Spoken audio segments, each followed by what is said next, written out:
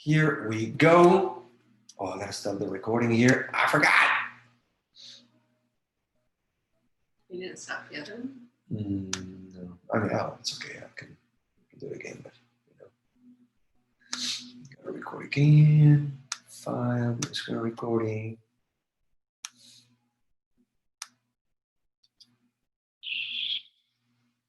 Here we go. Oh, I gotta stop the recording here. I forgot. Sorry, guys. Sorry if you're watching this recording and we're already live on YouTube. I am going to mute it. Record again. I always forget it. I'm like wiping my nose and stuff. Okay, where are you? Here you are. And let's record this to the cloud and let us begin. Hello, hello. This is Cesar and Pam with CesarandPam.com. Grow your business without losing your soul, your family, or your health. Hey guys, thanks for watching the recording or for connecting live via YouTube. As most of you know who are watching this, we have a network marketing business in about 20 countries where it has expanded. And we have a passion to help business owners to grow their businesses without having to lose their soul, their family, or their health in the process. And I'm going to move this mess right here. This is bothering me for some reason. So we talk a lot about how John Maxwell talks about when you climb the ladder, make sure that the ladder is leaning against the right wall. Because sometimes you get to the top of it and like the Bible says, what shall it profit a man to win the whole world but lose his soul? What shall it profit a man to win in business but lose his family? So there is a way in which you can grow your business by learning digital marketing and also by being faithful with the people and the things and the resources that God has given you to grow to cultivate your relationship with Him, your relationship with your spouse as a parent, your health, and your finances. In the last couple of weeks, we've been talking about finances, and we're talking about this amazing book, Dave Ramsey, Total Money Makeover. And today's subject is going to be about something that everybody deals with, most everybody in the West, which is car payments. What is the best way to buy a car? Is it car payments? Is it a lease? Is it take advantage of new cars dealers that are offering 0% interest? Or is it best to save up money and buy your car cash? Let's talk about it. So we made a lot of mistakes. I made a lot of mistakes in that area. Pam will always remind me, and you don't have to because I don't always remind me. I know that is my fault, honey. So I'm from Mexico. Pam is from Indiana. When we got married, we moved to Guadalajara, Mexico, and we lived there for 8 years. And we were poor, and my family in Mexico gave us a little pickup truck. Were you going to correct me? Were we not poor? I know. Okay. We were happy. we were happy. We had no debt. We had no debt. Yeah, and your parents were very generous, and they wanted to help us when we got married. And so, yeah, gave us that car. But Cesar was very generous and let his friend drive it, who wrecked it. Almost totaled the car, and the guy just would not pay the repairs for months. Finally, they repaired the little pickup truck, and we gave it back to my parents. They sold it, and then they gave us a VW Volkswagen, small little bug beetle car, and got into a few wrecks in that one. Hey, you rear-ended somebody in that car one time, remember? No. Yeah, you did. So anyway. So we had that car, we sold that car, we moved to the US. Oh, before we moved to the US, your grandma gave us a car. Was it your parents' car by then, or was it straight up from your grandma? I think my grandma gave it to my parents, and my parents gave it to us. Yeah, it was 1985. We were going to have another baby. Buick Oldsmobile. Yes, that's right. And they wanted us to have a bigger car. This was back in the 90s when we lived in Mexico. Man, I was in heaven with that car. I felt so happy. It was like, to me, living down there, it was like a luxury car, moving up from a VW to that car. And then we moved back to Texas in 98. Yeah, I remember, when we first came to the States, we thought we had all of Cesar's visa taken care of, and at the last moment they denied his visa, so I had to drive that car with the 2 kids by myself to Dallas. And when I got here, thankfully my parents came down to help me get settled.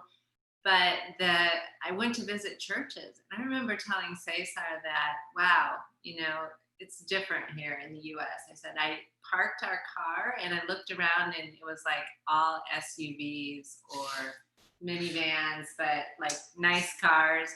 And I'm not a car person, but I felt that pressure, like, wow, I guess everybody here has more money than we do. Yeah, and it was hard when we came here. We had that pressure of status. Remember, we talked about it in the last couple of weeks. Status is wanting to impress people that you don't know with money you don't have, to buy things that you really don't need. And those people that you're trying to impress, they're not even thinking about you. They're thinking about themselves. Yeah, no, I'm just glad that I'm thankful that we made decisions that we made, just to not get in debt. All the 8 years that we lived in Mexico, and then when we came here, but we did start to get influenced. That's what that's why we want to talk about this, because we became influenced by a culture that says it's normal to have a car payment. Everybody has one. Of course you're going to have a car payment, right? You're going to have a house payment and you're going to have a car payment. And we look at that as normal, but should it be normal? Is it the best way? Something powerful that Dave Ramsey talks about is that the number one source of wealth throughout your lifetime is your income. It's the income that you make. Your job, or the extra jobs, or the business, if you're in network marketing, as many of you are, is what gives you that expansion in income for your household. And the biggest way in which you waste that income that goes through your hands, if you do the math of how much it's at least $1 million that goes through your hands throughout 40 years of your working lifetime. We waste it by having payments. Because if you didn't have any payments, you could use that to grow your business, to invest it, to multiply it. And then because you spend it, we run out of the most precious commodity that God gives us, which is time, which allows you to multiply it. It shows here, the Federal Reserve says that the average car payment is $495 a month over 64 months, which is 5.3 years. Little over 5 years. Most people have a car payment throughout their lives. As soon as a car is paid off, what happens?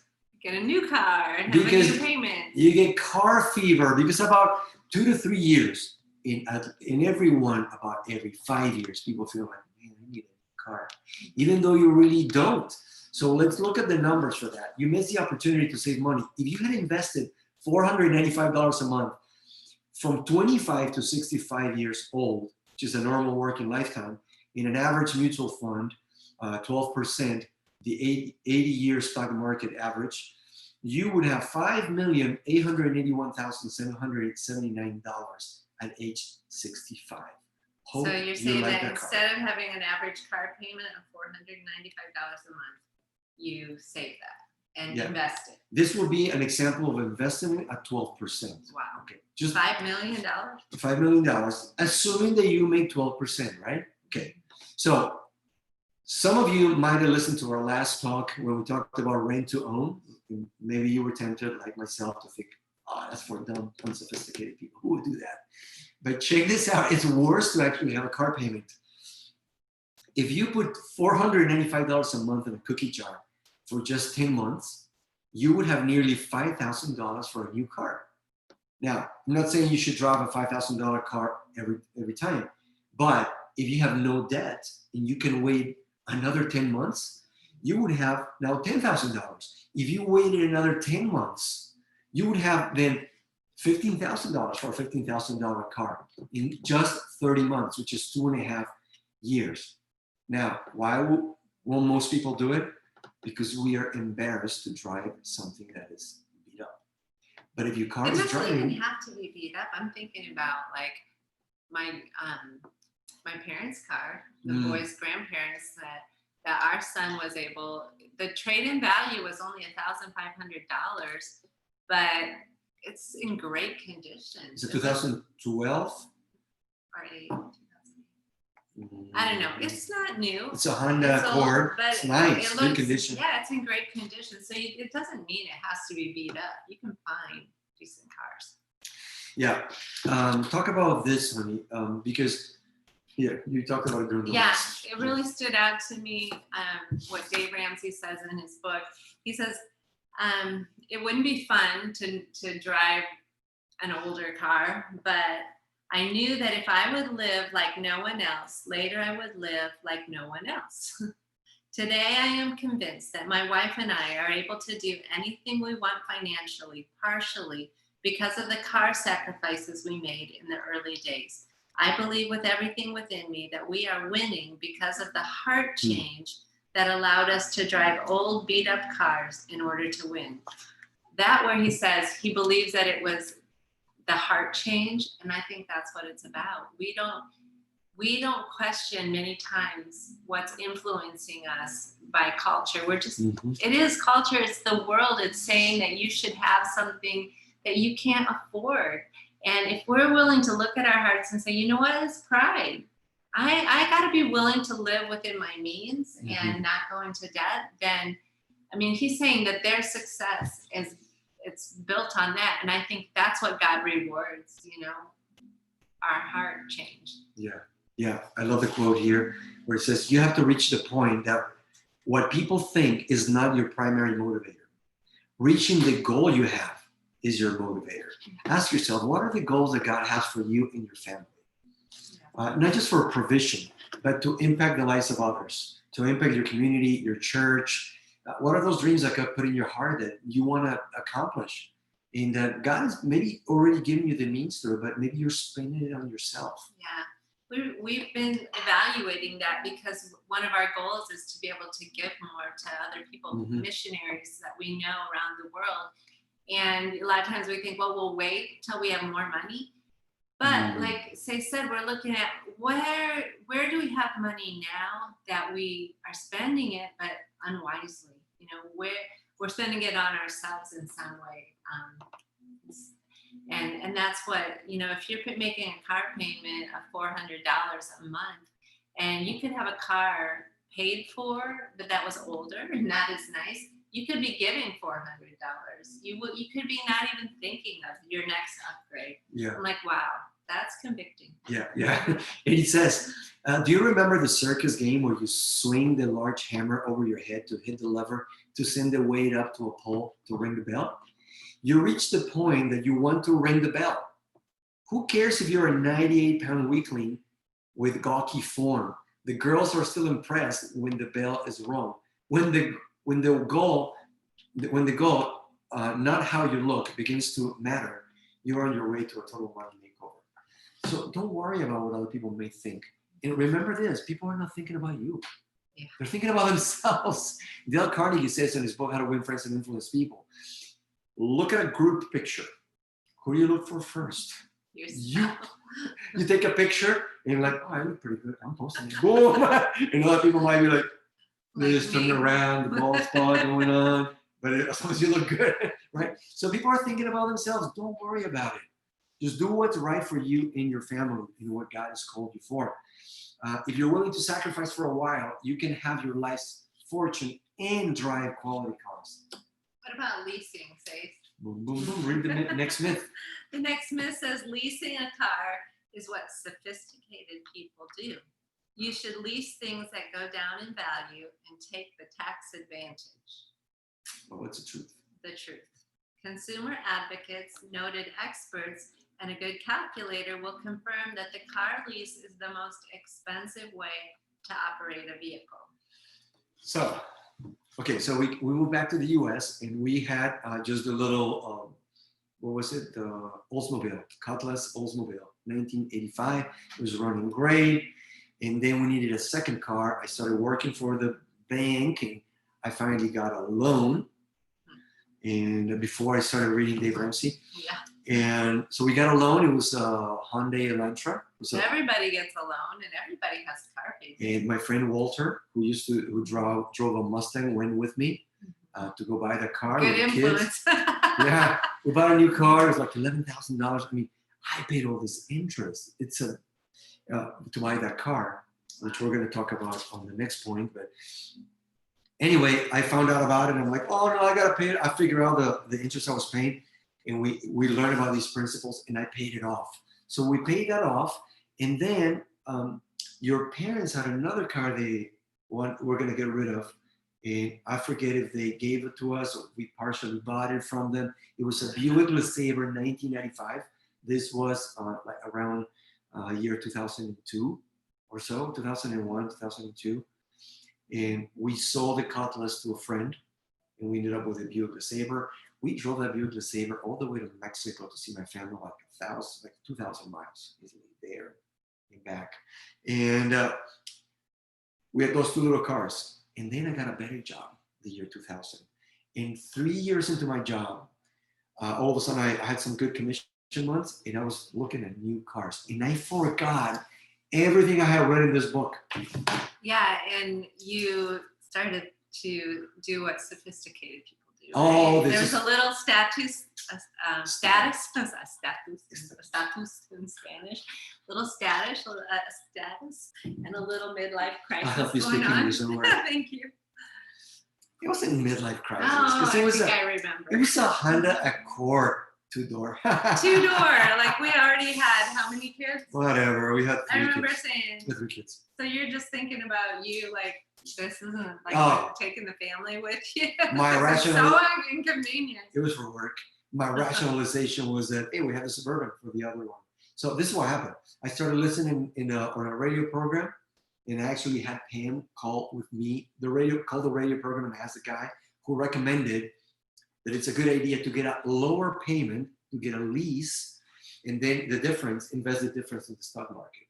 And actually we had a pastor back then who also reinforced the same thing. And now I look back and I'm like, dude, that was bad advice, but I was trusting But him. we can, you can always find someone to give you the advice you're looking for.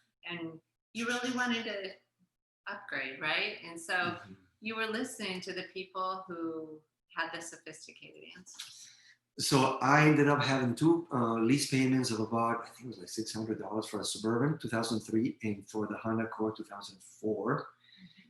And then we got back into the principles of this. And at some point I realized, what am I doing? I did the math and I realized how much I was paying in interest. So I decided to pay off those 2 cars. And it turned out to be like $50,000 or $60,000 for those 2 cars.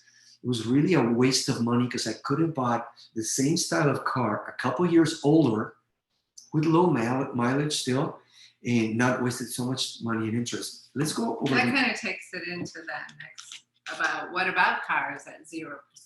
Well, not yet. Let's talk about the lease first. So the average interest rate on a lease is 14%. People say you should rent things that go down in value. So a car is not an investment, right? It's not an asset. It's a liability because it's going down in value. But this is not necessarily true. Oh, I took a nap. She doesn't take naps. I take 15, 20-minute naps. It's good as new. Okay. So check out this example. If you lease a car with a value of $22,000 for 3 years, when you turn it in at the end of the 3-year lease, the car is worth $10,000. Someone has to cover the loss of $12,000. It was you. It was me. Your lease payment is assigned to cover the loss, spread over 36 months, equal to $333 a month, plus provide profit on the interest that you pay for the car dealer. Well, it makes sense to me because you think that a bank makes money if we take loans, So if they're making money, then there's money that we're losing somewhere. And it's the same with a car. So if it's a business for someone to lease cars, they have to make money. So we're losing money somewhere. If they can make money. Yeah, and you're also, remember, you get a charge 10 to 17 cents per mile if you go over the allotted miles. There's a mileage limit for that. And I remember negotiating that because I told them when I had those leases, you were going to drive a lot. I drive to Indiana every year. It's 1,000 miles there and 1,000 miles back. So here, I'm going to keep reading here. So for getting a brand new car in a brand new smell, a brand new leather, you end up writing a large check just to walk away after renting.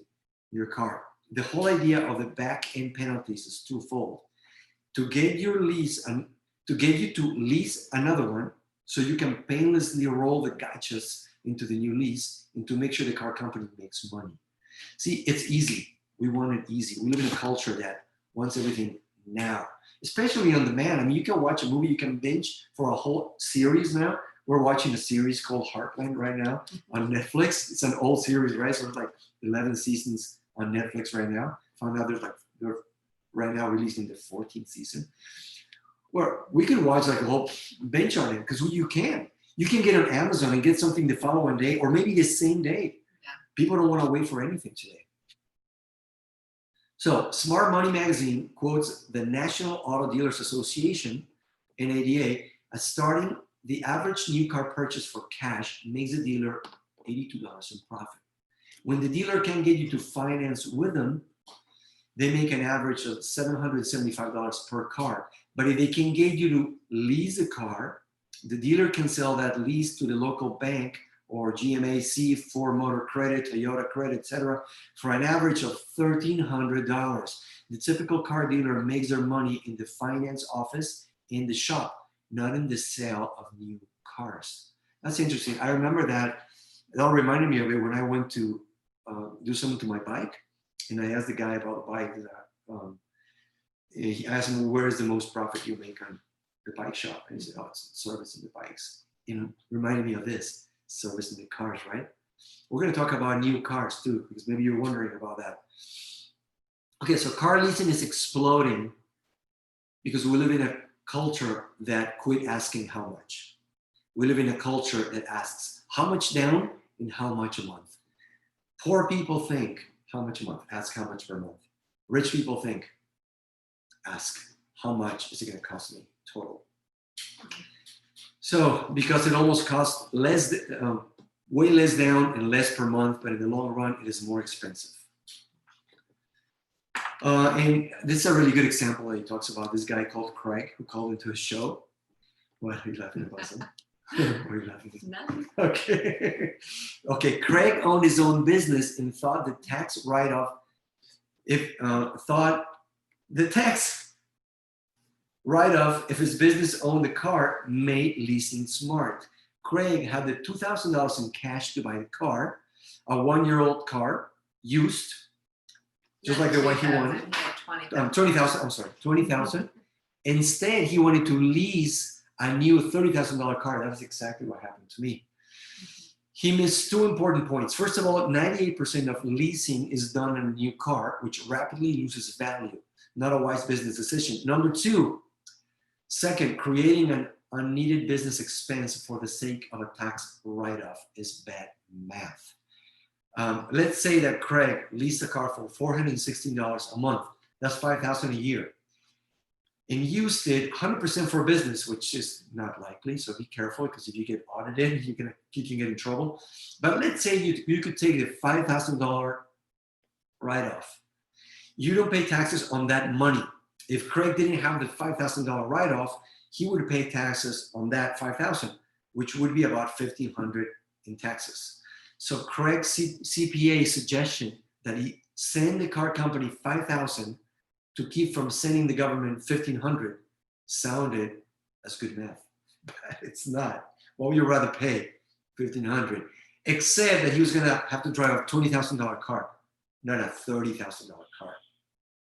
Best way is to buy a used car, 1 or 2-year-old used car, and take the mileage for deduction if you have a business. Okay, read the next one. Okay. The myth is that you can get a good deal on a new car at 0% interest. The truth is, a new car loses 60% of its value in the first 4 years. That isn't 0%. So unless you're a millionaire and you have a lot of money to throw away, it's not worth buying a brand new car unless you. But what interesting thing is that most millionaires aren't driving brand new cars. The average millionaire drives a car that's 2 years old. Yeah.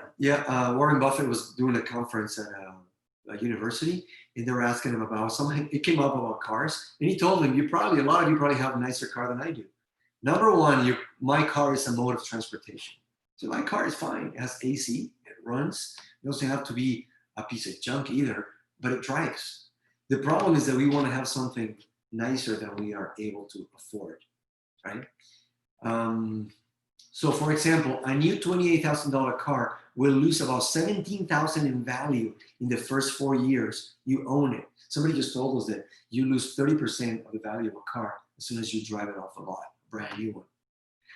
So $17,000 in value for 4 years, that's almost like throwing away a $100 bill every week as you drive to and back from work. Is it worth driving that nice car? What else? Some people want to buy a new car for the warranty. If you lose $17,000 of value in 4 years, you could have completely rebuilt the car twice with those $17,000. And the problem really is going back to, we don't want to wait, right? I mean, we finally, okay, so we kept the Suburban that we had, 2003 Suburban. We kept it for, we sold it about 3 years ago. 3 years ago. So we kept it 15 years, maybe, yeah, about 15 years. And then the old Honda Accord, the 2004, finally was totaled when my teenage son rear-ended somebody about 3-4 years ago. So another 15 years. And then we ended up buying a minivan, a Honda Odyssey minivan. And we didn't have all the money for that. So I had a small loan through a credit union and paid it off as quickly as we could. And now it's paid for. It's a 2012. It's over 100,000 miles, but everything works great. So what we would suggest is save up for the new car. It doesn't have to be brand new. Keep driving the car that you have, unless the repair that needs done on your car, it's higher than the new car that you would buy. Don't buy the new car yet. Keep saving that money until it gets to $5,000 or to $10,000. But buy the least expensive car that you have, unless you're in a situation where you have so much disposable income that you're not even going to think about it. Yeah. But most people are having problems in their marriage, and a big factor is the stress of finances. So, I mean, we just need to weigh what's really valuable in our lives. Is it more valuable to have a nicer car, or is it more valuable to have peace at home and not have that stress of having a loan? Yeah. And ask yourself too, if God is giving you extra money, should it be spent just on you, on yourself? I always like to give the example of, I like to watch National Geographic type videos with my boys, watching predators going after their prey. And, I used to think that lions, for example, they're so majestic, they're so beautiful. But if you watch a video of the life at Kruger Park in South Africa, of how they live week to week, lions are actually starving to death. They're like just surviving every single week. It's not like Simba is being lifted up and, the Lion King is walking into the savannah and everybody's, no. The lion is starving. And I realized a few years ago that I was living like an animal. I was just living to pay my bills, weekly or monthly bills. And I realized that God had bigger plans for our family than that. So if you have the extra income to make a payment for a nice car, ask yourself, ask God, why do I have this extra income? Do you want me to invest it in your kingdom somewhere? You want me to invest it in blessing somebody? Where would you like me to use it? Would you like me to invest it into something that will multiply so that we can be even a greater blessing to others? So that's it. That'll do it for today on cars. Write down your comments, what you think about it, whether you agree or disagree. We'd love to talk with you about it. And tell us your stories. We've got our stories, and we're Cesar and Pam with CesarandPam.com. And remember, you can grow your business without losing your soul, your family, or your health in the process. Like the video if you liked it, subscribe, share with somebody you know, and we'll see you on the next one.